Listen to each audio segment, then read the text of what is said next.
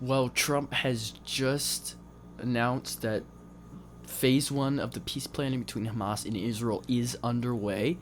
Not just that, but also at the same time, we do have an explosion at a factory near Nashville, which is very important. There's It's a really bad situation. Lots of fatalities, lots of people missing still. We're gonna get into all of that and some more things on this episode of The Lighthouse. See you on the other side.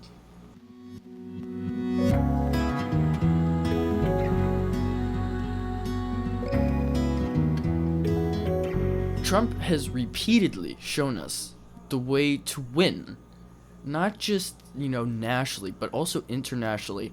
And as far as this goes, the entire Israel Hamas war since 2023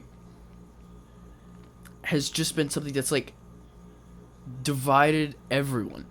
It's one of the biggest, most divisive things that's happened, I think, in the world as of late. By far, there's people for Palestine, there's people against Palestine. I did an entire video on Israel and Palestine. You guys should go check that out if you haven't. But we've been working for this peace plan for a really long time. Trump's been working on this for a very long time. He announced this peace plan in September of 2025, and it's just now being accepted. It's a 20-point plan. It's ending the 2-year. Well, its hope is to end the 2-year war with Gaza and Israel and securing peace. Which, as far as people that believe in the Bible, like me, we know that peace in the Middle East ultimately is setting the stage for the rapture and the tribulation. It's all something to be looking out for as far as prophetically in the Bible. But the key elements of the deal include an immediate ceasefire, the release of all Israeli hostages held by Hamas, and a prisoner exchange involving Palestinian detainees, the demilitarization of Gaza, which is important, and I'll get to that, and the establishment of a transitional governance structure led by Palestinian technocrats under international supervision. The plan also envisions Gaza becoming a de-radicalized, terror-free zone with large-scale, reconstruction and aid to benefit its civilian population. Because as far as Hamas goes, as far as Gaza goes, there are people that are not like in the whole terrorist regime. They're just innocent people. And as much as we should fight for the peace of Jews, we should fight for the peace of those people who do not believe in the massacring of Jews either, who do not believe in that genocide. So, very important, very great steps being taken here. I think this peace plan is amazing because the previous ideas, it was all like Hamas is the only one that wins. It's like Israel moves out and they have to demilitarize in order for them to get their hostages. And this is just insane because they're not just returning live hostages, guys. They're returning dead people. People that died. They died because Hamas is a brutal, disgusting group of terrorists that needs to be stopped.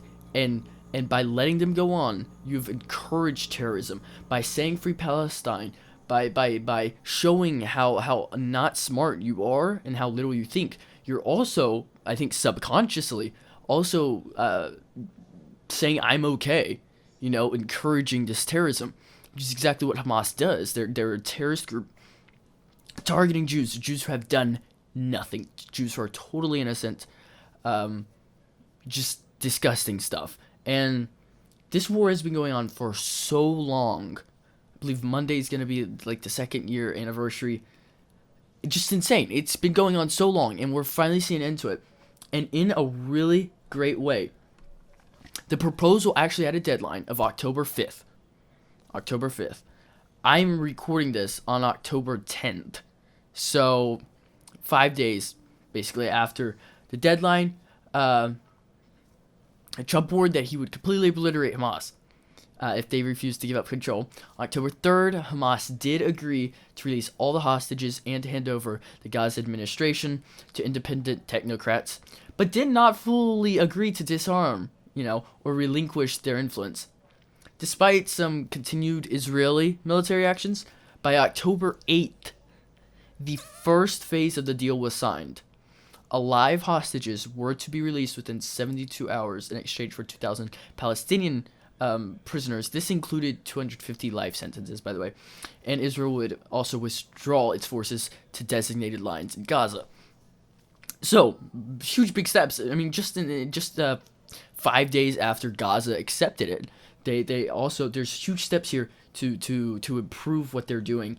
And we're seeing live hostages being released, which is incredible, something incredible. And this has been mentioned, but these are people who were starved in tunnels. If they were fed a lot right now, they would physically be damaged. They cannot take a lot of food. If they're fed a normal meal that you and I eat, they would most likely die.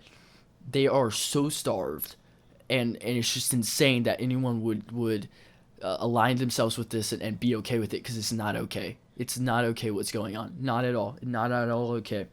You're just encouraging genocide when you say it's okay, and it's not. So basically, these are the key points of the agreement. Let's just set them out and talk about each one really fast.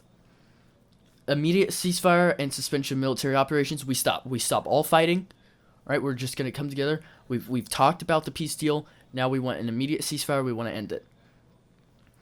We want all living hostages and deceased hostages within 72 hours of accepting it. We want them to be released. So there are people who will be receiving a live family member. There are people that will be receiving a dead family member, which is horrible, obviously, and very frustrating, because this is not what we wanted in the end. Trump did not want this in the end, but it's what will happen. And it's very unfortunate, but also it's reality at this point, and it's a harsh reality. Israel is to release 2,000 Palestinian prisoners. That's including those with life sentences, which I talked about earlier. Gaza is to be demilitarized and governed by independent Palestinian technocrats. Temporarily, this is not a permanent thing, but it will be temporarily. That is huge, by the way. Demilitarizing Gaza is absolutely huge. This is something we've wanted for a long time. We need them to be demilitarized. We need we just need it safe, you know. We just need it safe, and that's what they're doing. Large scale humanitarian aid and reconstruction efforts. These will begin immediately. You see, after every war, there's always a need for rebuilding, making things better than they were before. That's exactly what they're doing here. Very important for them to do, and I think if they can do this, not just efficiently, but also, you know, remembering that these people are human and have been through something totally traumatizing, they're gonna be a lot more relatable to everyone. And it's good. This is good. This is very good stuff. Hamas members willing to coexist peacefully and disarm will receive amnesty. So if you're trying to go out peacefully and trying to do this right, you're going to end up receiving peace and receiving kindness, which is, that's kind of like the whole point here. Actually, that's like the entire point of Trump. Was this whole idea: you will not be blown up. You will not be blown up if you agree to do things right. I will not end you.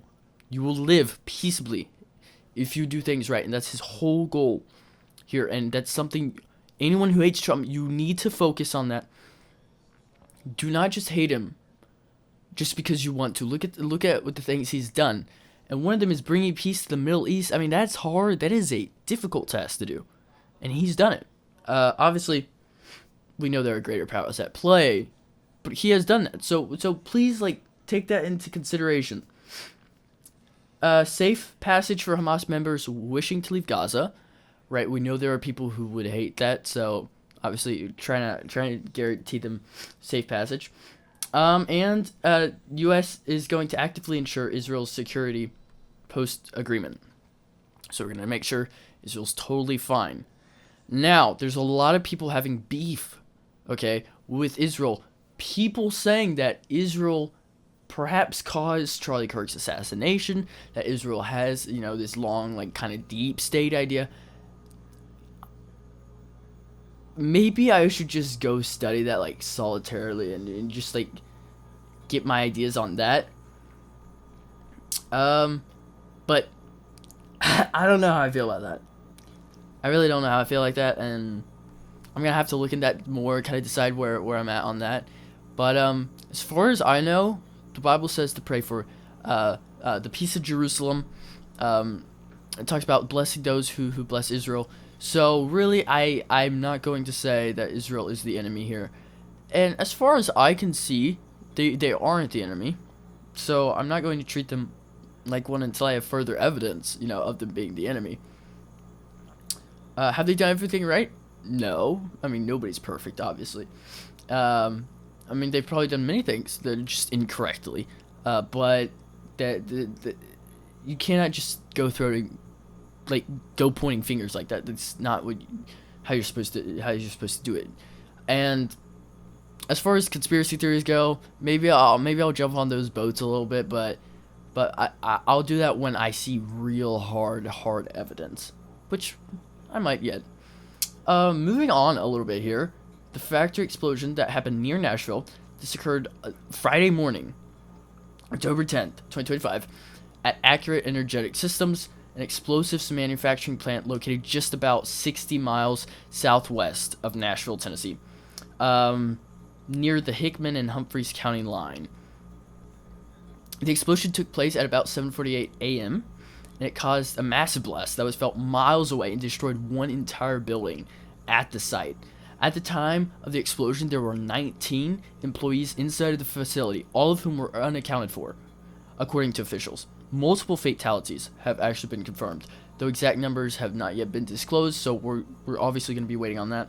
But the blast also prompted fears of a secondary explosion, which has caused emergency responders to proceed with extreme caution, as they should. This is literally an explosives manufacturing plant, so like, gotta be a little careful here.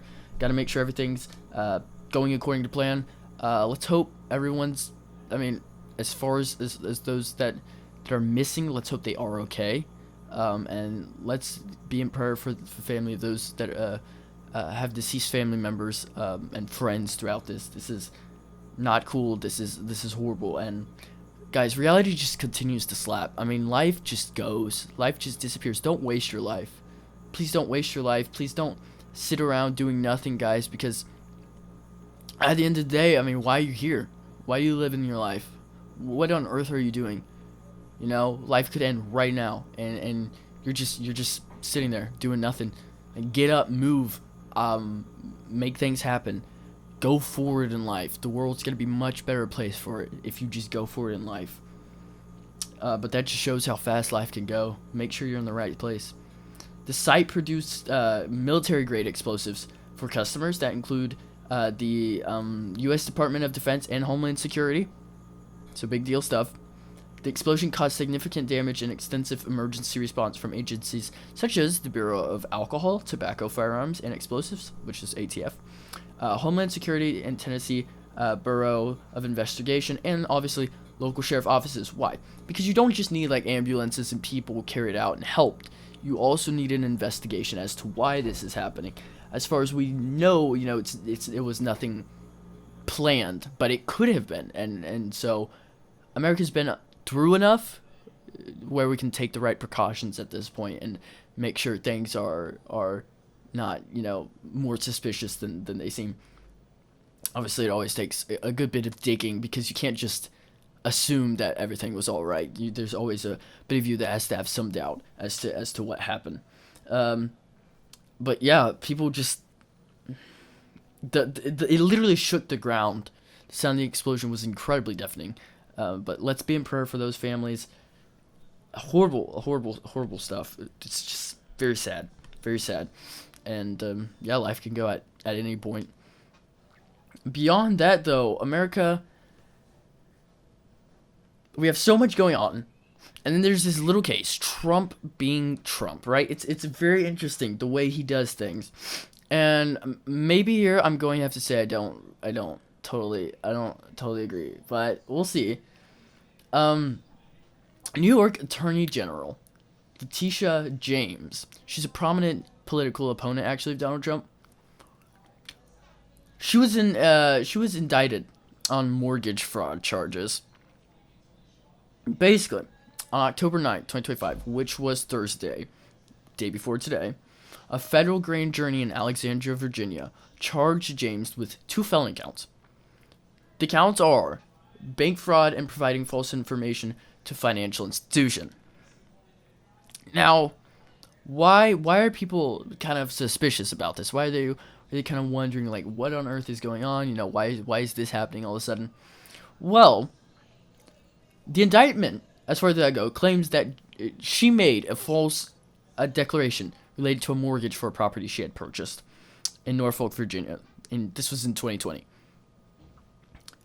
She allegedly misrepresented the property as her secondary residence to obtain favorable loan terms.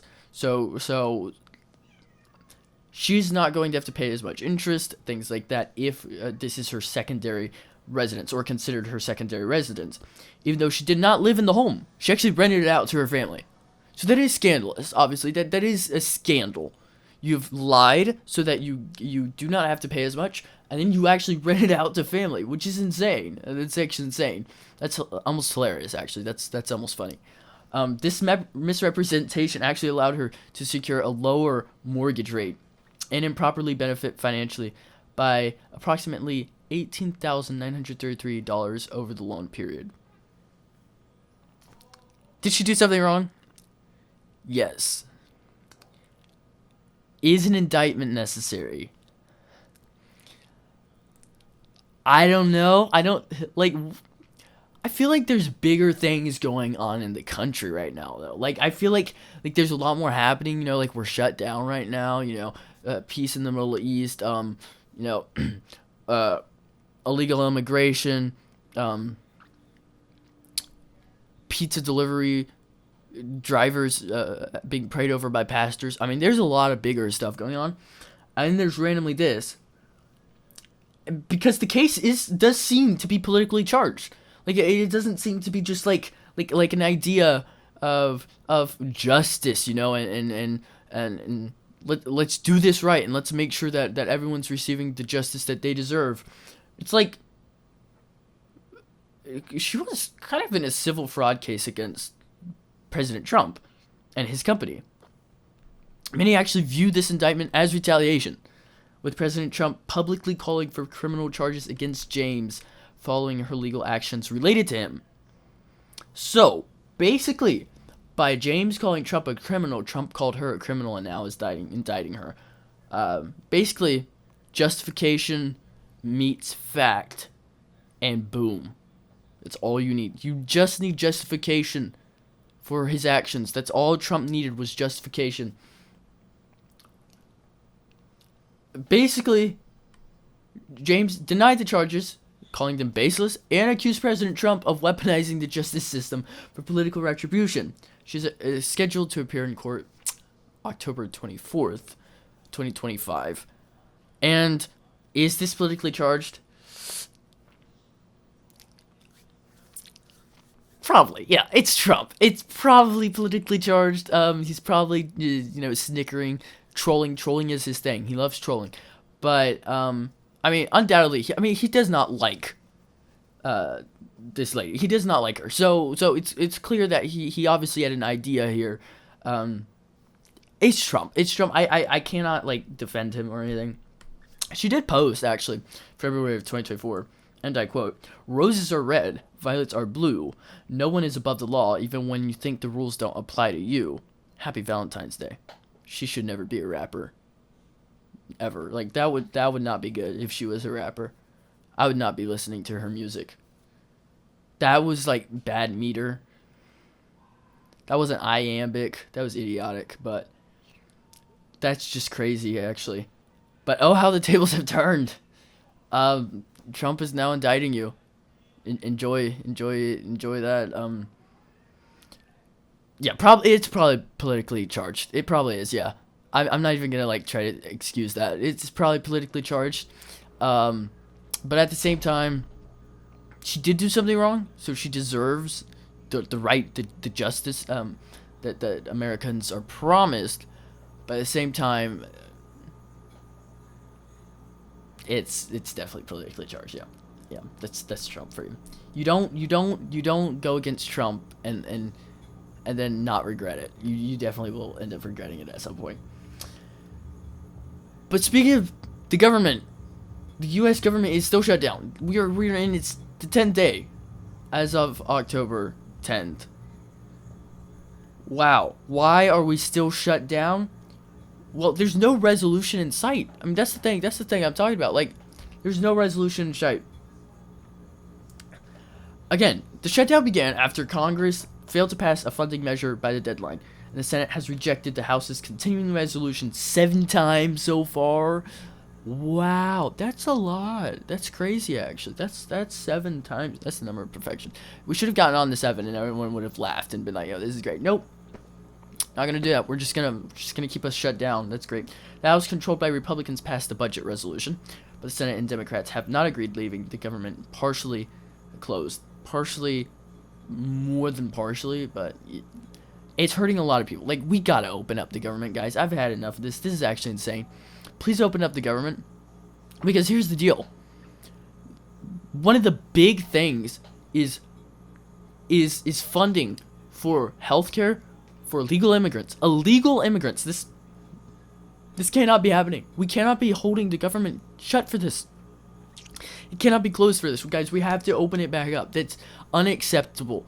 Do you know what that word means? Unacceptable. Unacceptable. We cannot accept this. We have to open up the government. This is like you're stalemating everyone.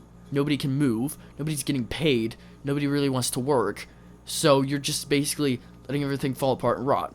And Chuck Schumer is at the head of this. Can this guy bend? Please, please bend. Please, please. For the good of the country, for the good of everybody, just please bend. Accept that you do not need the like unnecessary things that you want. Open up the government. You can actually have a lot better talks if you open up the government and everyone's happy and everyone's getting paid. You can have a lot better talks. You can make a lot better decisions. You'll have a lot more time. You'll be wiser. But no, you want to keep it closed. Like, are you trying to stress everyone out so we don't make good decisions? Because if you are, that's actually kind of a smart plan. But please, just open it up, because nobody likes the government being shut.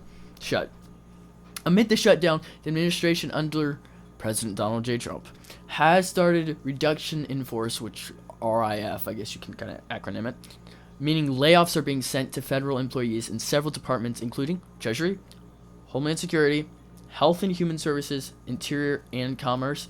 This move has actually raised questions about the legal authority to implement layoffs during a shutdown. The administration frames some notices are targeting that they call Democrat-led government shutdown and wasteful entities using partisan rhetoric. It's at this point, it's all partisan. What are we talking about, guys? We're so divided. Of course, it's partisan or whatever. And also, like, please do not get onto Trump for what's legal and not legal to do during a shutdown, because y'all shut down the government. And besides, like, there's not really tons of rules on what people can do in a government shutdown. So, like, why are we caring that much? Why do we just hate everybody? House Speaker Mike Johnson has announced that the House will remain closed until the Senate acts on the budget resolution, which, I mean, is not wrong per se. I just wish they would act a little faster. The Senate plans to reconvene on October 14, but is yet to start formal negotiations on ending the shutdown. Guys, we're going to be in this. Like, man, like, what are you doing? The federal workforce and public are increasingly feeling the effects, including impending missed paychecks for military personnel. Guys, our people in the military are not receiving their paychecks. Like, for crying out loud, open the government and start paying your soldiers. Start paying your soldiers, for crying out loud. Just open the government. Trump sees this as, you know, a way to, like, cut, like, Democratic agencies, clear out dead wood in the government. He said, like, okay, sure. Find the positivity and the negativity is ultimately the goal. If there's waste, fraud, and abuse, then cut it while we're shut down. That's always great. But just ultimately, at the end of the day, what are we all doing? We're all just trying to be a better nation together. Well, that should be our ultimate goal. But a lot of people don't have their heads screwed on right, and it's all about me. What can my side win? What can I do? And that should never be our goal as Americans. It needs to be a feeling of together, and hoping that in the future we can look back on our mistakes and not make them again. And this is definitely a mistake. Keeping the government shut down this long is definitely a mistake.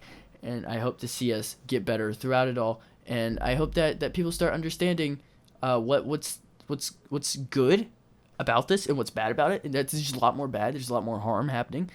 And I think that's all very important for us. I hope you all have enjoyed this episode. Make sure to like and subscribe. If you have not yet subscribed, and turn on the notifications so you always know when I'm posting a new video. And I will see you all in the next one. God bless.